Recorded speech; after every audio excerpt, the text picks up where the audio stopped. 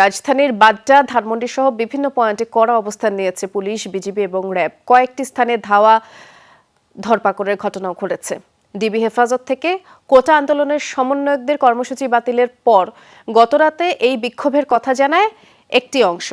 সরকারি বেসরকারি বিশ্ববিদ্যালয় ক্যাম্পাসে আজ এই বিক্ষোভ করার কথাও তারা জানিয়েছে। এজন্য সকাল থেকেই কড়া পাহারা দেখা যায় পুলিশের।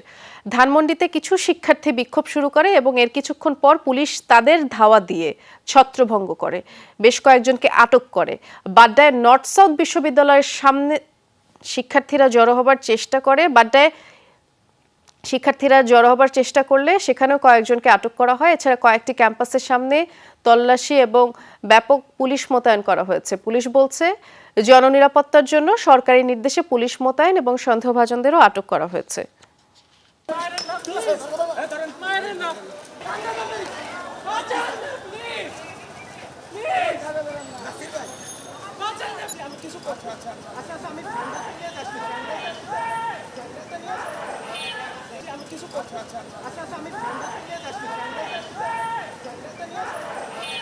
আমি অসুস্থ মানুষকে মানে বাজার ঘাট করতে দেয় না।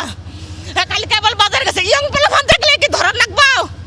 কারণ মানুষ যারা ভার্সিটি পোলাপান কি করছে, ও তো ইয়ং পোলাপান দেখলে কি ধরা লাগবো? কারণ আমার ছেলে তো এই ভার্সিটিতে পড়েও না।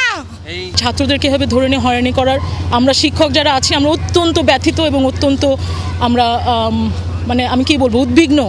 মধ্যরাতে কর্মসূচি কারা দেয়?